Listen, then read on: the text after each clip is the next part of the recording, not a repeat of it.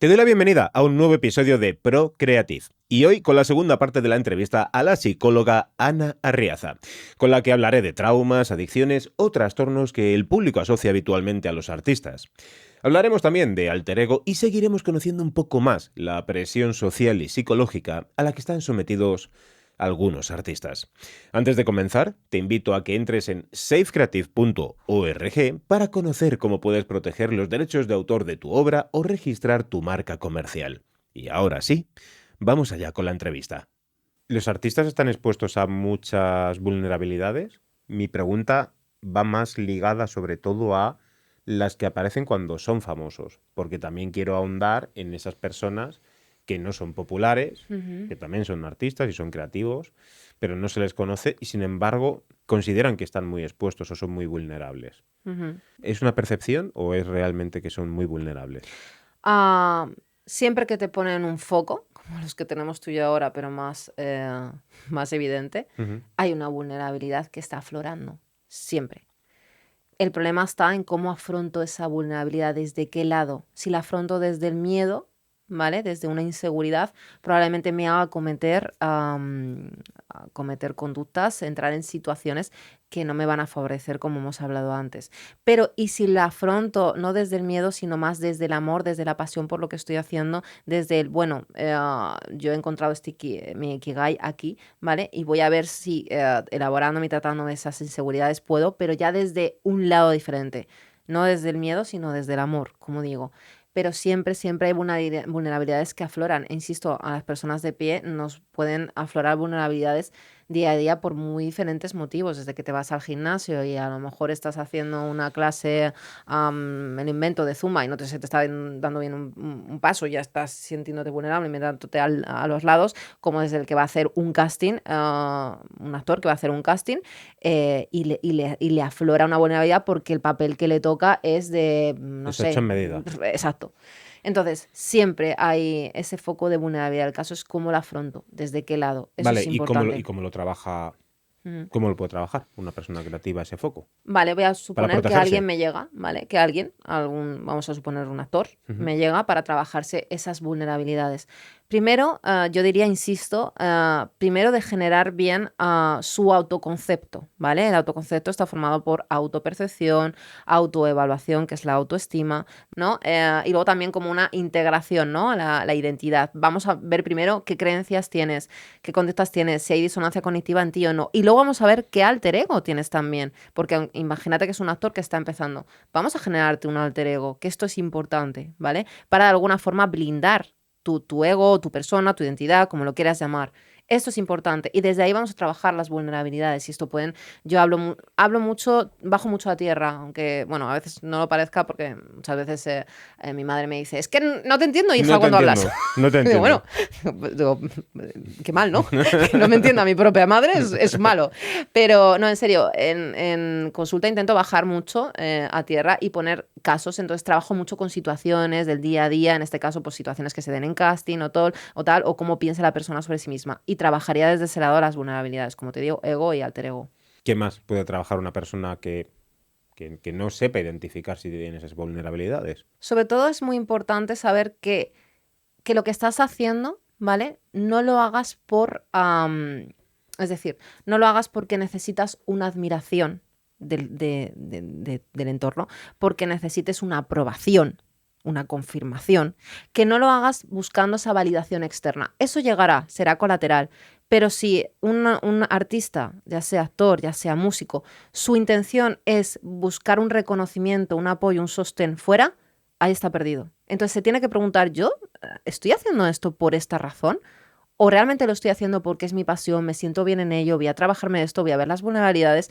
Porque a veces son enmascaramientos. Yo en vez de mirarme todo esto, yo voy a intentar hacer lo que quiera a mediodía, este estadio 3 de Colbert que hablaba antes, y yo voy a fijarme en esa validación externa, ¿no? Entonces, lo principal es la pregunta, ¿por qué estoy haciendo yo esto? ¿Qué es lo que quiero sacar yo de aquí, ¿no? en base a esa pregunta y en base a esas respuestas ya miraríamos por dónde tira. Pues si realmente está buscando una admiración, una aprobación, un tal, es que a lo mejor una de dos, o no es tu pasión y hay una disonancia ahí contigo mismo, no hay una coherencia, o sí que lo es, pero no te estás fijando donde debes para desarrollar tu carrera. Entonces a lo mejor muchos también acaban así como hablábamos antes porque es todo hacia afuera, nada hacia adentro. Entonces los que realmente persisten en esa carrera musical o de interpretación, es precisamente porque no pierden ese foco. Y es difícil, estando ahí arriba, no perder ese foco. Muy difícil. Hay una serie que últimamente me tiene bastante enganchada, que se llama La Agencia, que es española. Es una Sí, serie sí. muy, muy, muy fresca. Pero me gusta porque, bueno, salen sus historietas típicas, ¿no? De relaciones, lo sentimental. Pero me gusta porque, bueno, pues se ven actores, ¿no? Dentro de la serie, actores reales, o sea, de verdad, haciendo de ellos mismos, de actor reconocido, y salen a situaciones, cómo se sienten, cómo no, sus pensamientos, y eso es bueno, o sea, traer aquí hoy al podcast esta serie, que ya te digo, la recomiendo por eso, es bueno porque ahí se ve un poco ese lado psicológico del que estamos intentando sacar, ¿no? de la serie. ¿Por qué también se vincula mucho al mundo del creativo las adicciones? Cuando tú tienes una adicción, ya sea al alcohol, a psicotrópicos, lo que sea, lo que haces es disociarte de tu realidad, porque tu realidad te está pesando por alguna razón. Vale. Em, Necesitan una escapatoria Son vías de y escape. las drogas lo... Se puede empezar como por, bueno, de una forma lúdica, entretenida y no ir a más. Entonces, pero el problema está en la adicción. Cuando eres adicto a ello, Ya, ya no es cuando no te solo has que te dado cuenta gusta, ya. exacto, ya no es solo que te gusta, que te produce esa euforia, ese fervor, no, es que además te disocia de tu realidad. Esto quiere decir que todos los que generan una adicción sea así. Hay un altísimo porcentaje, diría yo, pero altísimo, no sé, diría un 90 y mucho, que realmente es por estos. Creo que hay un ínfimo porcentaje que simplemente se ha enganchado tanto a algo fisiológico que no pueden salir de ahí, porque en general su vida ha estado bien. Pero, insisto, me arriesgo a decir que hay un altísimo porcentaje, 90 y mucho, que es realmente porque se necesitan disociarse. Entonces, hablando de estos artistas, necesitan esa vía de escape porque hay tal saturación de sí mismos, que no pueden con ello. Entonces, te hablo de sustancias psicotrópicas como el alcohol, que el alcohol realmente es Sí, una droga sí, legal. claro, sí, sí. Entonces, van ahí, entonces, cuando menos se lo esperan, tienen un cierto Claro, alcoholismo, que sí, es lo que sí. les pasa a No, muchos, un muchos. alcoholismo muy grave, claro. No, Amy Winehouse, por ejemplo, o Sí, sea, sí. ahí está Ahí había un de caso, todo. ahí había de Había todo, de todo. de todo. O sea, no sabría decirte, no sé si tú sabes decirme, no sé si ni siquiera esto se informa, que haya algún actor o artista musical que solo sea alcoholismo y no esté concominante con ningún otro tipo de Ya, sustancia claro, psicotrópica. no lo sé. A ver, todos hemos visto, yo Mm. y aquí hablo como cuñado auténtico, sin información es obvio, pero sí Sí. que hemos visto todos a Enrique San Francisco en cualquier tipo de acción con una cerveza. Mm. Y varias. Mm. También hemos visto, relativamente visto, porque no lo hemos tenido tan cerca, a Charlie Sheen continuamente con alcohol, ¿no? Y a muchos Ujú. otros, pues también, incluso en los escenarios, creo que es bastante notorio a todos los que hemos ido a algún concierto del Cigala, ver un cierto número de copas que se toma durante el Totalmente. concierto, ¿no? Ujú. O sea que a partir ya de ahí Ujú. ya es vida privada, pero eso es público porque lo vemos y nos lo muestras además. Ujú. Vía de escape, disociación de la realidad. Incluso ya no me voy a esos artistas, aunque estamos hablando de ello, me voy insisto, vuelvo otra vez con las personas de a pie. Ya. Es que también lo hacen.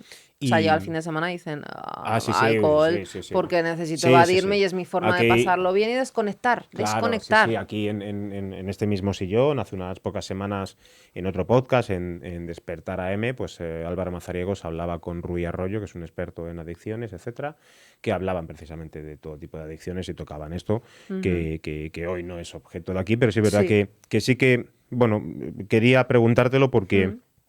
eh, es una inquietud que quizás más que personal y profesional es porque yo la veo en el entorno alrededor de muchísima gente Ujú. que tiene esas dudas bueno, y a mí también me parece como interesante ver de qué manera entenderlo, si es que se Ujú. puede llegar a entender. Claro, es que desconectas de aquello que te satura, pero también estás desconectando de ti, Ya. de tu mundo interior, de tu equilibrio. No hay un equilibrio en ti. Entonces ahí es cuando empieza todo a volverse en bucle. yo me siento saturado, me tomo esto para desconectar, desconecto, pero también tampoco me conecto de mí, entonces me siento saturado porque tampoco sé, no hay Ya. una Yo coherencia. con ese tipo de cosas también me genera cierta duda de si son estas personas las que toman esa iniciativa o es su entorno el que les dice que se tomen algo así, que es lo que más me llega a preocupar, porque yo puedo tener también momentos de estrés como todo el mundo Mm, y nunca me ha dado por esa disociación. Es decir, a lo mejor yo disocio pues con mis plantas o haciendo bizcochos mm, y me vado haciendo eso. Y otras personas lo harán haciendo deporte, tal. Pero hay muchas personas que no pueden tener eso porque a lo mejor tienen una vida muy cargada de viajes y están para allá, para acá. Y son las personas las que están alrededor las que les dicen, a lo mejor te convendría tomar mm. cualquier Orfidar, pastilla, eso es. exacto, cualquier ansiolítico, cualquier incluso Y así antidepresivo. duermes. Sí, eso es, y así duermes, que esto es Y importante. Pero ya, ¿por qué no te tomas y algo que... ya has entrado en el, Hmm, has entrado en el juego. claro, eso es. También hay mucho... Jumanji.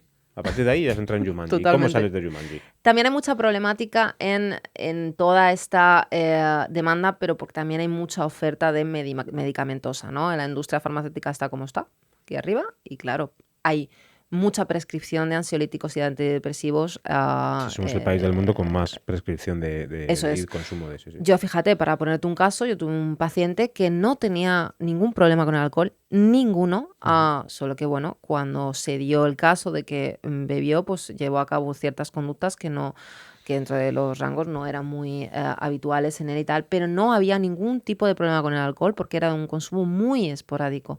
Bueno, pues el psiquiatra le recomendó gabapentina. ¿Cómo? ¿Qué es Le eso? recomendó un medicamento que Ah, es para la adicción al alcohol. vale. Entonces, claro, si no conoces el contexto de la persona, es decir, si no evalúas, si no hay una intervención que hagas, a no ser que esté en fase aguda y le veas claramente que tiene un problema con el alcohol, que no era el caso, ostras, mandar un medicamento tan agresivo es, cuidado, porque estamos alterando mucho los niveles neurobioquímicos a nivel cerebral, muchísimo. Ujú. Entonces, hay una gran cantidad de médicos de cabecera, pues eso, recomendando o sugiriendo o prescribiendo ansiolíticos e incluso Ujú. antidepresivos. Y esto es no, Gravísimo, ¿no? gravísimo. Yo lo veo muchísimo en consulta. Hay aquellos que se les han dicho claramente que, bueno, va a tener una depresión crónica para toda la vida y necesita un antidepresivo para toda la vida. No, señores, no es el caso. Podemos tener fases agudas en las que necesitamos, pero luego la idea es ir poco a poco quitando ese medicamento, que cuidado, que yo no soy antimedicamentos, pero sí Ya, ya, ya. ante el uso abusivo de ellos sin ningún tipo de coherencia en hacerlo. Entonces yo siempre voy a abogar antes por un tratamiento terapéutico, insisto, en fases agudas o en Parkinson, o sea, trastornos más neurológicos que requieran más de esto para estabilizar a la persona, porque si no hay si no, no hay forma, esquizofrenia incluso, ¿no?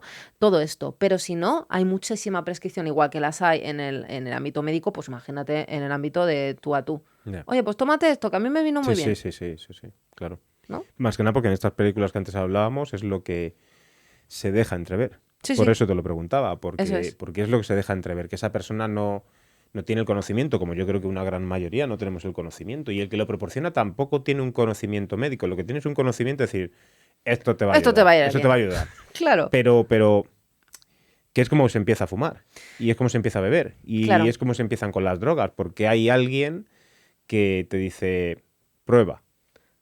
eso es. Y en los artistas Ajá, entiendo que habrá alguien que también llegue y diga, prueba, porque no sé si habrá alguno, que no tengo ni idea, que llegue y ya sea el camello desde inicio, pero, ajá. pero creo que la mayor parte es prueba, ¿no? Prueba, y ya no solo por disociación, prueba porque, mira Porque qué bien estás nos en... lo Mira, vamos a mira, pasar. claro, Fíjate ya. todos estos que lo están haciendo. Cómo vas a ser tú menos? Retomando un poco con esto de los biopics y tal, Ujú. ¿has visto el de Leiva? No. No. Vale, bueno, pues la verdad que te lo recomiendo, el de, Ujú. el de Leiva te lo recomiendo, el de Zetangana también. Yo soy muy fan de dentro de que soy cero mitómano, hay dos, tres personas en el mundo que sí que me generan mucha inquietud Ujú. a nivel mito, pero el resto los puedo admirar, pero no soy mitómano. Ujú. Y los documentales, los biopics, estas películas sobre Leiva o Zetangana me parecen muy buenas. Pero el de Ujú. Leiva, Sí. am, que él ya también, creo que en 2013 o 2014, ahora no recuerdo muy bien la época, ya también declaró acerca de los ataques de pánico, ¿no? Y en el documental expone varias veces, ¿no?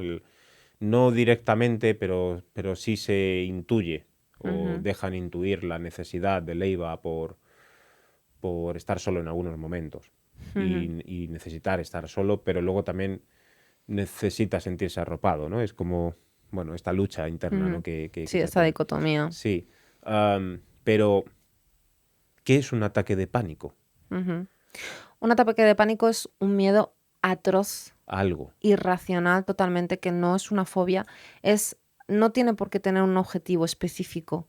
De hecho, normalmente no lo tiene. Es algo que te sobreviene, ¿vale? Es algo totalmente inesperado. Es visceral. Sí, se puede decir que es visceral. Es totalmente inesperado y te entras a... Quien lo ha vivido, yo nunca he vivido un ataque de pánico, he estudiado sobre ello, pero hasta que no vives eso, no sabes lo que es experimentar, ¿no? Ya. Yo he tenido pacientes que han tenido verdaderos ataques de pánico. Insisto, es un miedo atroz que te sobreviene y que no sabes cómo gestionarlo. O sea, es como si sintieses que tu vida depende totalmente de lo que hagas, porque crees realmente que tu vida está en peligro. Crees que realmente te vas a caer derrumbado por ese miedo atroz que no tiene en ese momento un objetivo específico. Puede ser que tú arrastres unos problemas, por los que sean, ¿no? Del tipo que sean a nivel sentimental, laboral, lo que sea, y te produzca ese ataque de pánico. Pero en ese momento no hay un objetivo claro que digas, ¿no? Por ejemplo, la fobia, pues tengo fobia a las arañas. Las arañas la veo y es un miedo irracional. Esto va más allá de un miedo irracional. Esto es un miedo visceral, es pánico, Ya. ¿no? ¿Y Esto es cómo te cuando dicen... enfrentas cuando Ujú. es tu profesión artística? Ujú. ¿Cómo te enfrentas a ese pánico, a esos ataques de... Porque una cosa es tener pánico, Ujú. ¿vale? Esto que se dice de tengo miedo escénico o panoescénico cuando salgo, que muchas veces pues Pero no es no, tal pánico, sino es ya, simplemente que, lo ostras, llamas pánico, pero no es claro, pánico, el que ya. tiene pánico, pues yo recuerdo, ¿cómo se llama la actriz pelirroja, está el pelo largo, que es cantante flamenco? Pastora Soler. Pastora Soler, ¿vale? Pastora Soler sí que estuvo una temporada bien larga y no sé si, incluso, corrígeme si me equivoco, no sé si sigue o no Sí, sigue en los sí, sí, escenarios, está que en activo, volvió, sí, sí. ¿no? Pues ahí sí que recuerdo Le dieron, de que... hecho, el premio Ondas hace muy Ujú. poquito. Pues ahí es un caso claro de cómo una persona tiene tal pánico que no puede subirse. Entonces, eso es pánico y ella habrá experimentado un ataque de pánico allá arriba, que es por lo que en su momento lo dejó. Eso es ese miedo atroz que te sobreviene y no sabes muy bien por qué, porque se llevaba mucho tiempo Sí, sí. exponiéndose a estos medios. Entonces, ahí es difícil y hay que dar un poco con la tecla, hay que ver qué ocurre para que esa persona haya vivido esto, porque muchas veces el detonante es algo que ni siquiera te esperas, o sea, ni siquiera te Ya, ya. esperas, incluso es algo que, bueno, pues Un como... comentario podría ser, una Sí, situación, ya lo que sea. claro, Ya, ya. cualquier cosa, e incluso hay veces que no va relacionado con directamente. Gabor Mate es un psicólogo que habla mucho de cómo el cuerpo va guardando traumas, ¿no? Psicológicos y cómo el cuerpo va expresando, va sintiendo todo eso que vamos guardando a lo largo del tiempo, ¿no? Es muy interesante escucharle porque está muy enfocado a la psicología del trauma, del apego, de todo esto. Entonces, ahí el cuerpo va guardando hasta que realmente explota. Y ya te digo, los ataques de pánico son ese miedo atroz, nada específico y que hay que hondar y ver. Bueno, pues estaría interesante, no sé si en algún momento ella ha salido explicando, ¿no? Su caso. Pues Ujú. yo, vamos, si hubiese un documental o una película de ello, yo me la vería de ella porque me parece muy interesante y creo que a muchos seguro que les pasa o les ha pasado. Lo que pasa es que se lo estarán tratando y siguen Ya. saliendo. Eso mismo me lleva ya a una de las últimas preguntas, Ujú. que es en relación a, bueno, pues cómo se trabaja pasar del éxito no sé cómo llamarlo, pero al ostracismo. Ostras, hay una diferencia, ¿no? Ostracismo es nada absolutamente de Bueno, estar a no estar, ¿no? sí. Tenemos ejemplos, Ujú, como Kit Harington, el actor de Juego de Tronos que ujú, hacía de Jon Nieve, pero también lo hemos visto con los niños que se denominan juguetes rotos, que tienen cierta popularidad cuando son niños en el mundo del artisteo y de la creatividad y luego desaparecen, ujú, etcétera. Y pasan, no sé si a ese ostracismo, pero ujú. a nivel artístico, desde luego. Vamos ¿Cómo a, se dis- trabaja? Vamos a distinguir dos. Vamos a ir a esos que van al ostracismo y a esos que no, que se siguen manteniendo, pero que realmente estaban aquí y ahora están aquí, aunque se siguen manteniendo y cada vez es más difícil, pero van consiguiendo poquito a poco, que eso también, Vale. también es muy difícil, ¿no? Ujú. Seguir ahí, pero ya no estar aquí, ¿no? Vale. ¿Cómo se trabaja el hecho de que una persona esté aquí, artista que es, y ya absolutamente nada? Lo más importante, ¿vale? Es volver otra vez a lo básico, al origen, a la esencia de la persona. Porque, ¿qué ocurre? Que cuando una persona se dedica, por ejemplo, yo que soy psicóloga, imagínate que yo estoy unos años como psicóloga, pero hay una etapa en mi vida que hay un punto de inflexión que luego fatal. No consigo pacientes, no se me dan bien, tal. Ahí yo también sufro una pérdida que tengo que reestructurar de alguna forma. Lo que pasa es que mi pérdida, de alguna Claro, forma, es distinta, ¿no? exacto, mi pérdida no está tan vinculado con lo externo, Ya, con la validación y la ya, aprobación externa. ya. Eso es lo malo. Es más técnica, ¿no? Eso Es más es. de cómo consigo llegar a mi público, a mis clientes o mis Eso es. pacientes para ofrecerles mi ayuda, ¿no? Pero Entonces, claro, es más técnico. eso es. Sabes que si pones X anuncios en Google Ads o que si haces cierta promoción o cierto pequeño marketing vas a Ujú. relativamente pronto llegar a un público. Entonces, mi pérdida no está asociada como una pérdida de valor personal mío, Ya. ¿vale? Está muy bien distinguido. Sin embargo, en el mundo del artista, cuando ese alter ego se lo ha tenido que conformar en base a un ego suyo, a una identidad suya, el problema está cuando se difumina ese valor personal. Yo tengo, ya no solo tengo valor profesional, sino valor personal. Y si no me siguen llamando, hay ahí como una mezcla y se difumina qué valgo yo como persona o como profesional. Y ahí es donde tenemos que atacar. Tenemos que ver un poco la identidad de la persona, volver a lo que he dicho antes, al back to basic, Sí, ¿no? sí, sí. A la esencia de la persona y a recrear en él una identidad, un nuevo propósito de vida, esté vinculado o no con ese mundo, aunque no sean las mismas funciones, o uno totalmente distinto, porque voy a proceder a lo de antes, voy a retomar lo de antes.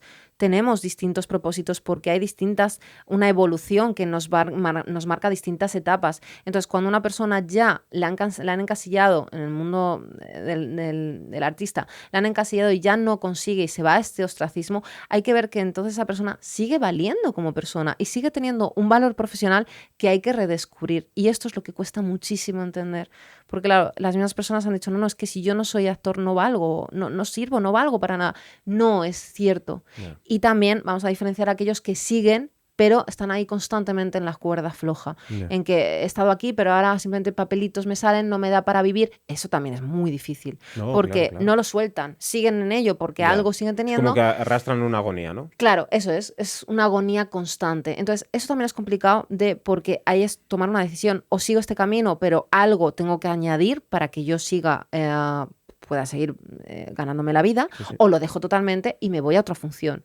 Es un cambio totalmente de identidad profesional que no personal. Lo que pasa que va tan unido en el mundo del artista que hay que reestructurar de nuevo a la persona Claro, es que, identitariamente. por ejemplo, en el caso de los deportistas, es muy conocido que, claro, tienen una vida profesional en ese campo, que es la de en activo del deportista, que es muy limitada. Ujú. Una gimnasta muy limitada, una nadadora, Sí. un futbolista, cualquiera, ¿no? De estas profesiones es muy limitado. Es decir, pocos son los que llegan a 40 años en la mayor parte de las disciplinas deportivas. Quizás en la hípica, en el tiro con arco, en el tiro con la escopeta, no sé cómo se llama esto, ¿no? Ujú. Algunas disciplinas olímpicas, bueno, tal, pero deportes de grandes masas que lleguen a 40 años, de hecho se les considera viejos.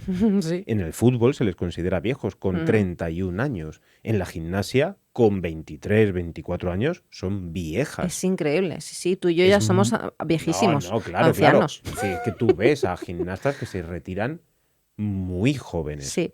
Pero bueno, son deportistas, que esto no es justificar, pero sí que no sé si en algún momento se trabaja con ellos para esto, tal y más. Pero claro, el creativo sabe que puede seguir creando, tenga la edad que tenga. Eso es. El que es actor de cine, actriz de cine, cantante, compositor, pintor, escritor de libros, tenga 20 o tenga 80, puede seguir haciéndolo, porque depende de su creatividad que está en su mente, no de sus piernas. Exacto, no es su físico. No de su De físico. sus capacidades físicas. Eso es. Y creo que es Los dos tienen que ser súper dolorosos.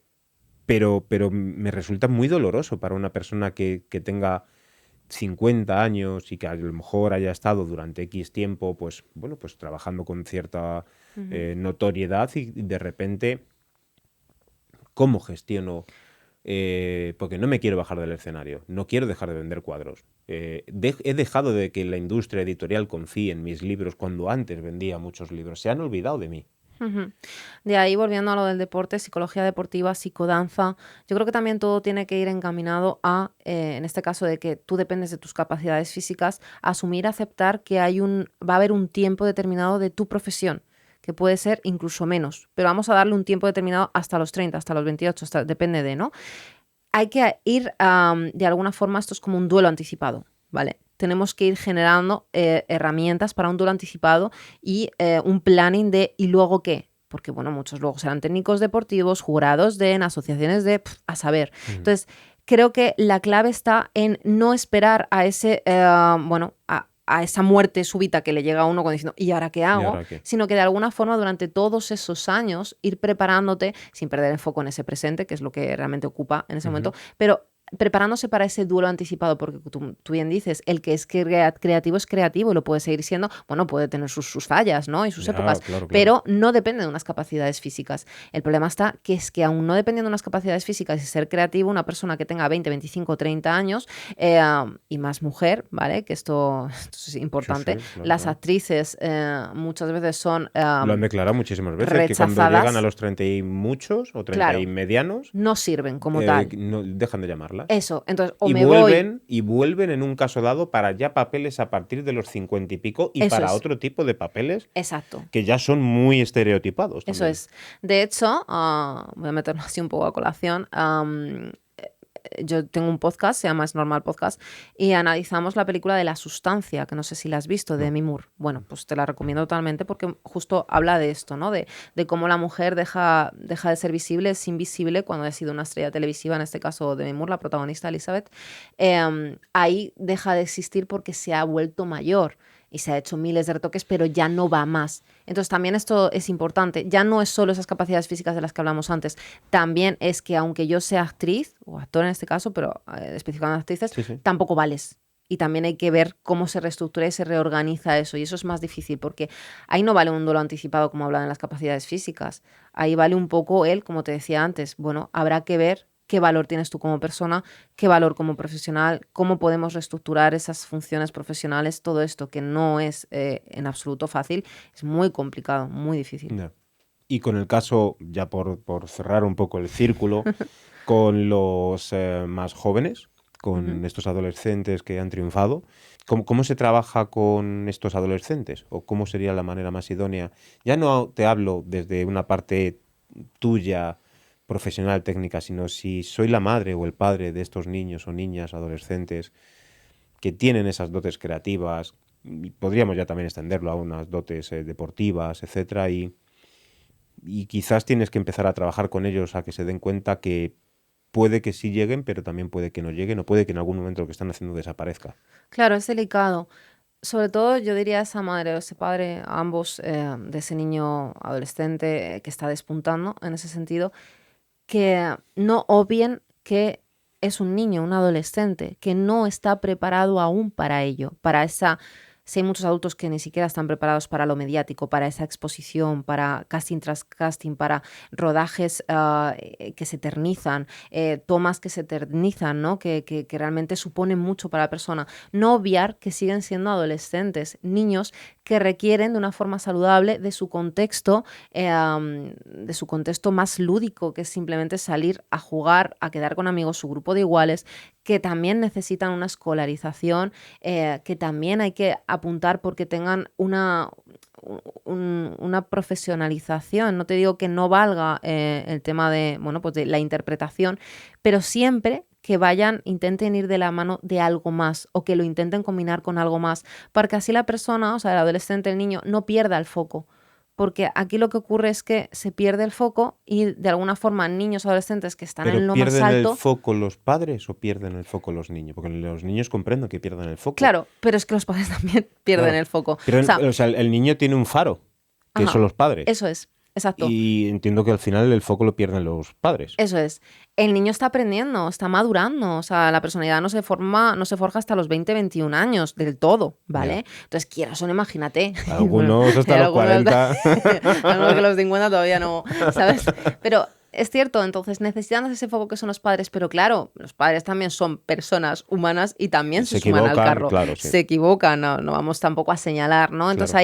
ahí, ¿qué pasa? Que si el niño pierde focos, pues probablemente los padres también lo han perdido y no saben encarrilarle. Entonces, yo lo que siempre digo es no perdamos el foco. Sigue siendo un niño y adolescente y debe seguir haciendo esas cosas normativas de niño y adolescente como estar con su grupo de iguales, tener tiempo de ocio, tener tiempo de no hacer nada y de aburrirse, que eso es muy importante. Aburrirse es importante. Ujú. Y luego de esa escolarización, no solo que el niño parece, o la niña que está dando indicios de que vale para artista, estupendo, vamos a fomentarle esa rama, pero sin obviar todo lo demás. Eso es lo grave, ¿no? Que muchas Ya. veces no se hace. Ujú.